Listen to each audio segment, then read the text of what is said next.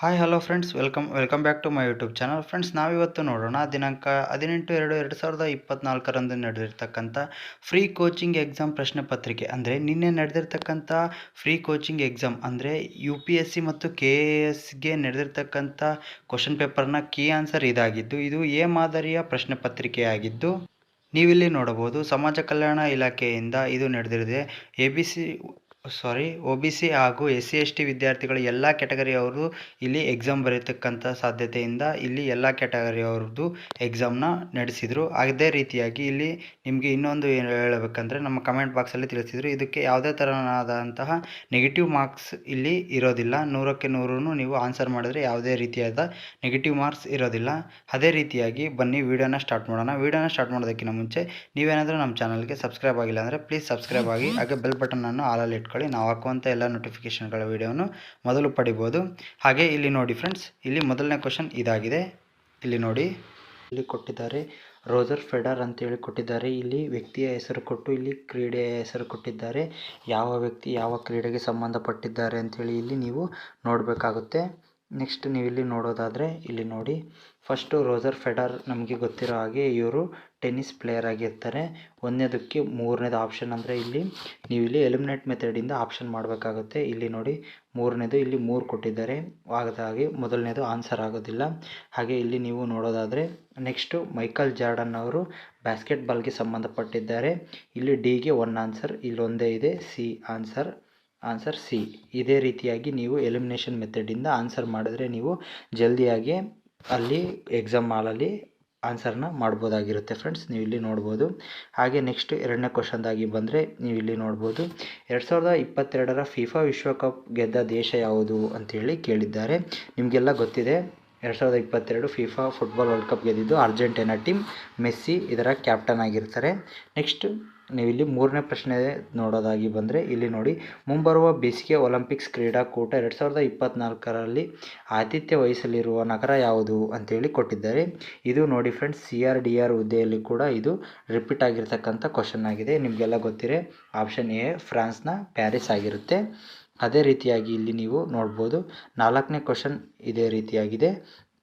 ಇಲ್ಲಿ ನೋಡಿ, ಒಂದೇ ಒಲಿಂಪಿಕ್ಸ್ನಲ್ಲಿ 8 ಸ್ವರ್ಣ ಪದಕಗಳನ್ನು ಪಡೆದ ಅಂದರೆ 8 ಪದಕಗಳನ್ನು ಪಡೆದ ಕ್ರೀಡಾಪಟು ಆಗಿರುವ ಇವರು ಅಮೇರಿಕ ದೇಶದವರು. ಇವರಿಗೆ ಏನಂತ ಕರೀತಾರೆ ಅಂತೇಳಿ ಇಲ್ಲಿ ಕೊಟ್ಟಿದ್ದಾರೆ. ದಿ ಬಾಲ್ಟಿಮೋರ್ ಬುಲೆಟ್ ಅಂತೇಳಿ ಕೂಡ ಇಲ್ಲಿ ಕರೀತಾರೆ ಅವರು.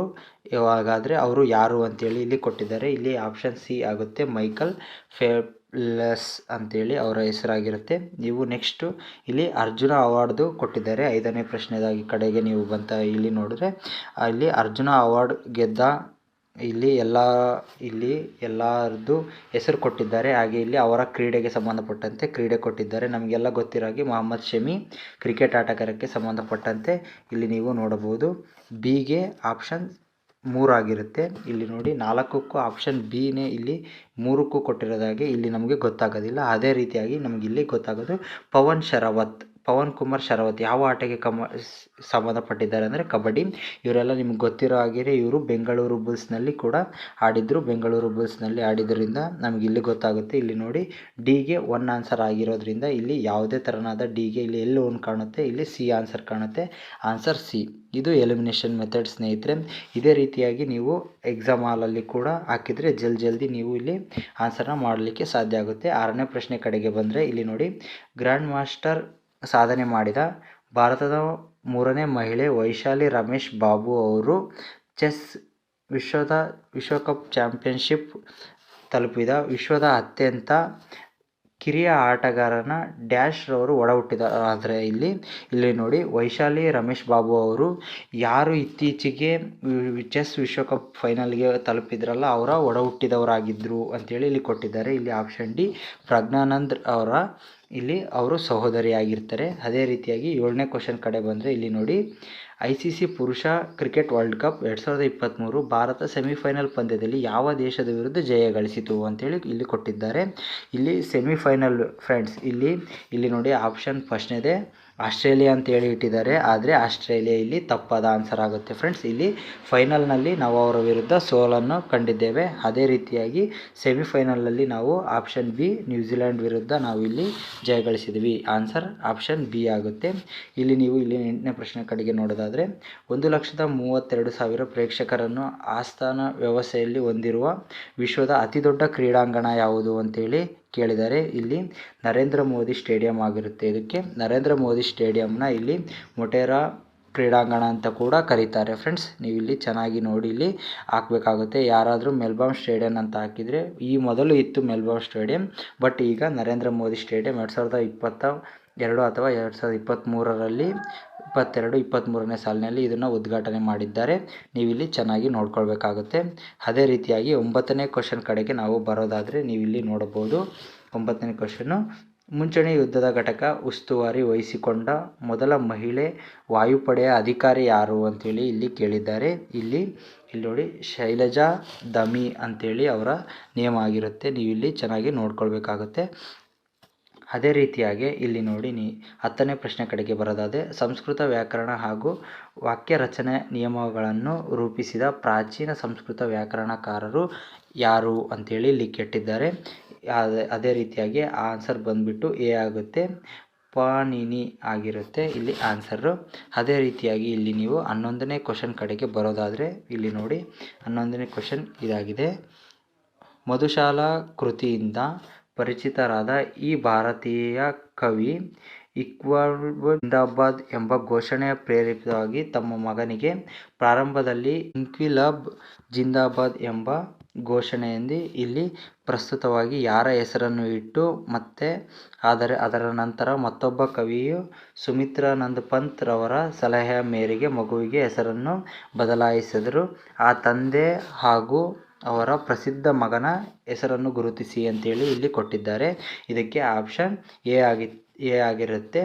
ಇವರ ಮೊದಲನೇ ಹೆಸರು ಹರಿವಂಶ ನಾರಾಯಣ ಬಚ್ಚನ್ನಿಂದ ಅಮಿತಾಬ್ ಬಚ್ಚನ್ ಅಂತೇಳಿ ಇಲ್ಲಿ ನಿಮಗೆ ಹೆಸರನ್ನು ಬದಲಾಯಿಸಿದ್ದಾರೆ ಅಂತೇಳಿ.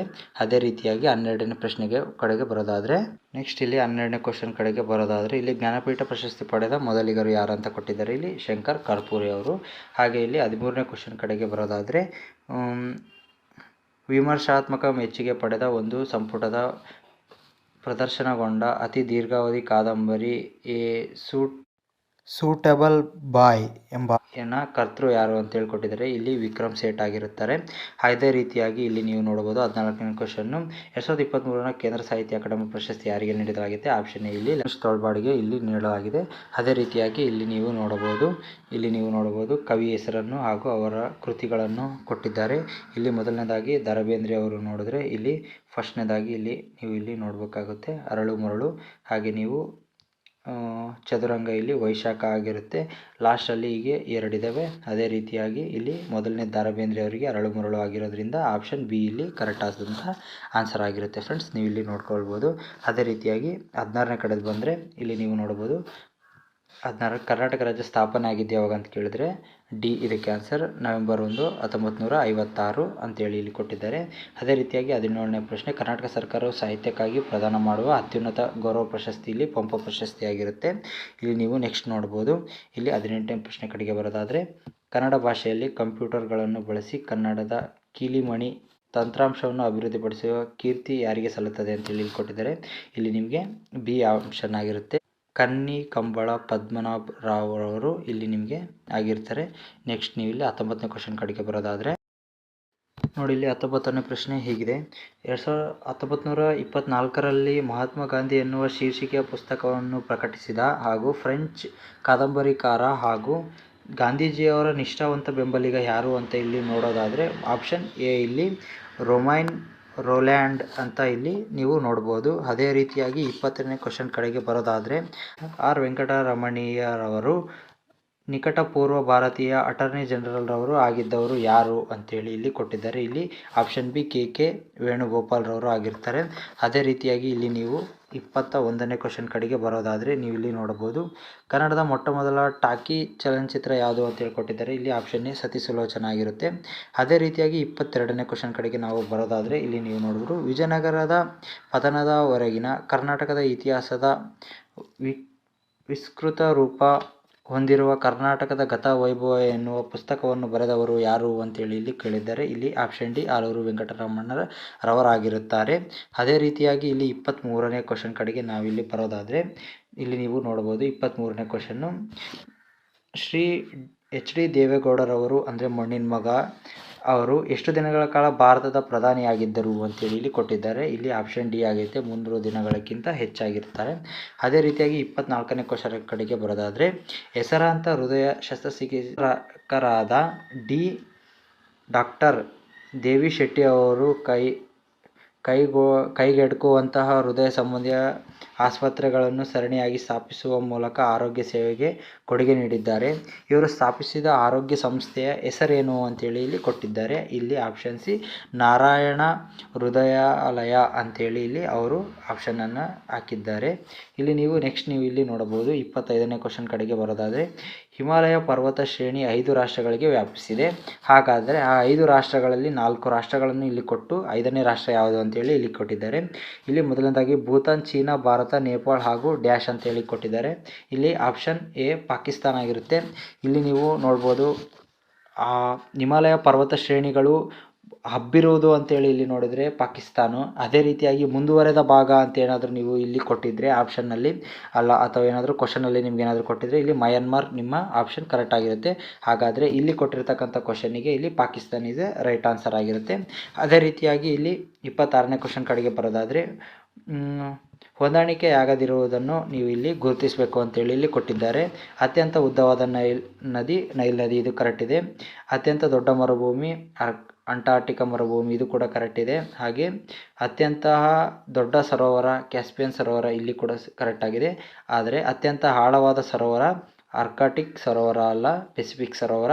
ಇದೇ ರೀತಿಯಾಗಿ ಇದು ತಪ್ಪಾದ ಆನ್ಸರು, ಆದ್ದರಿಂದ ಇದು ಸಿ ಆನ್ಸರ್ ಆಗಿರುತ್ತೆ. ಓಕೆ ಫ್ರೆಂಡ್ಸ್, ಇಲ್ಲಿ 26 ಕ್ವಶನಿಗೆ ಮಾತ್ರ ಮಾಡೋಕ್ಕಾಗಿದೆ, ಸಮಯದ ಅಭಾವ ಇರೋದ್ರಿಂದ. ಹಾಗೆ ನಾವು ಪಾರ್ಟ್ 2 ವಿಡಿಯೋದಲ್ಲಿ 100 ಕ್ವಶನ್ನು 27ರಿಂದ 100ವರೆಗೂ ಇಲ್ಲಿ ನಾನು ನಿಮಗೆ ಇಲ್ಲಿ ತಿಳಿಸ್ಕೊಳ್ತೀನಿ. ಅದೇ ರೀತಿಯಾಗಿ ಈ ಮಾಹಿತಿ ನಿಮಗೆ ಇಷ್ಟ ಆಗಿದರೆ ಪ್ಲೀಸ್ ಒಂದು ಸಬ್ಸ್ಕ್ರೈಬ್ ಮಾಡ್ಕೊಳ್ಳಿ, ಹಾಗೆ ಬೆಲ್ ಬಟನನ್ನು ಆಲ್ ಇಟ್ಕೊಳ್ಳಿ, ಹಾಗೆ ಪಾರ್ಟ್ 2 ವಿಡಿಯೋವನ್ನು ನೋಡಿ. Thank you so much friends.